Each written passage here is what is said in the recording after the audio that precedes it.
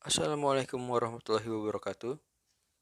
Kami dari kelompok kecil 3 yang terdiri oleh Muhammad Aryadi, Oktaviani, dan Andi Kristanto ingin mempresentasikan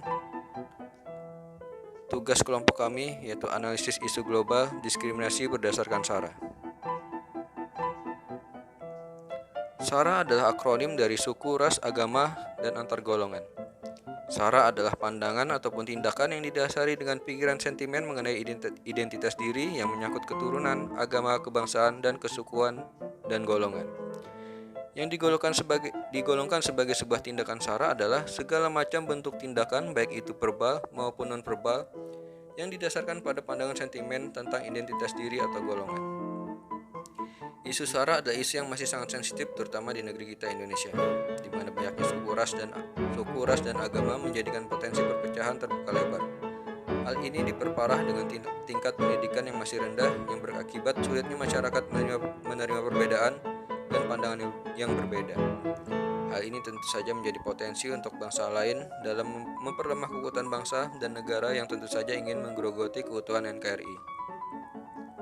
Dampak dari tindakan SARA adalah konflik antar golongan yang dapat menimbulkan kebencian dan berujung pada perpecahan. Contohnya pada kasus konflik tragedi Sampit yang terjadi pada tahun 2001 silam. Konflik ini terjadi antara suku Dayak dan suku Madura di mana SARA adalah biang dari masalahnya. Warga Madura dinilai gagal dalam beradaptasi dengan warga Dayak. Kemudian muncullah diskriminasi antar golongan hingga pecah konflik dan akhirnya memakan korban. Identifikasi masalah. G atau governance, politik yang masih memanfaatkan isu SARA. A. Akademik, masih rendahnya tingkat pendidikan masyarakat yang menyebabkan sulitnya menerima perbedaan. B atau bisnis, masih adanya anggapan bahwa etnis tertentu menguasai ekonomi masyarakat. C atau community, masih kuatnya fanatisme kedaerahan dan keagamaan. M. Media massa, masih banyaknya penyebaran berita yang tujuannya mengadu domba.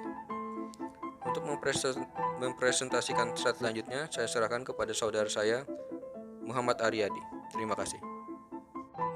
Dari kelima isu yang diperoleh dari hasil identifikasi, selanjutnya dilakukan analisis USG, Urgency, Seriousness, and Growth.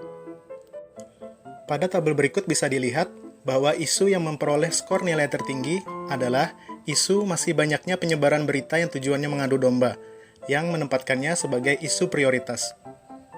Dari isu prioritas tersebut, selanjutnya dilakukan analisis menggunakan diagram fishbone untuk mengetahui apa saja hal yang menjadi akar permasalahannya. Pada diagram ini, terdapat 4 kategori sebab utama, yaitu lingkungan, peralatan, sistem, dan manusia.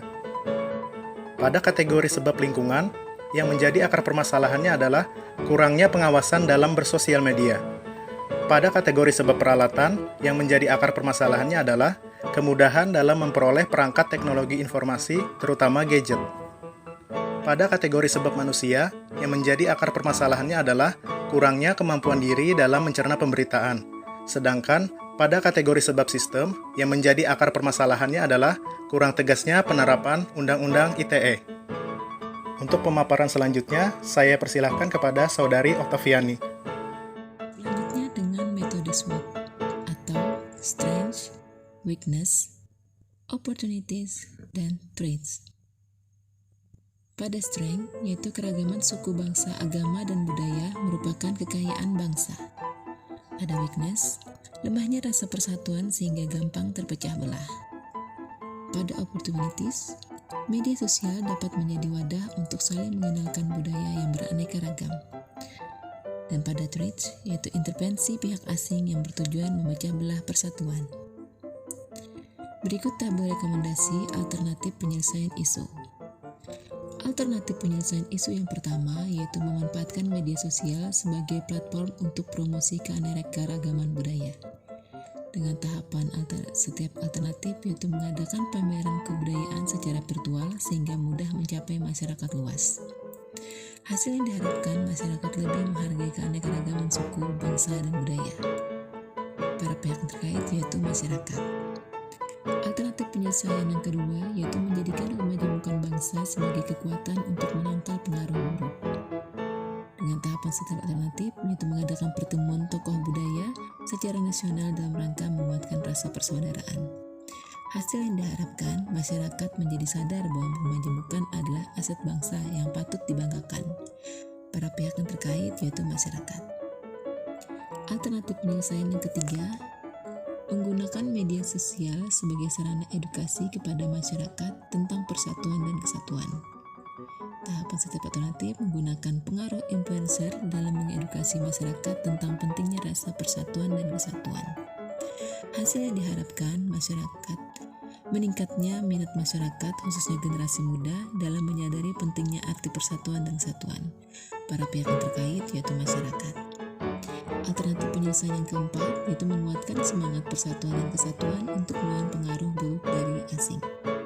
Tahapan setiap alternatif yaitu dengan mengadakan pertemuan pemuda secara nasional lewat jaring sosial dalam rangka mewujudkan persatuan dan kesatuan. Hasil yang diharapkan tumbuhnya rasa cinta tanah air. Para pihak yang terkait yaitu masyarakat.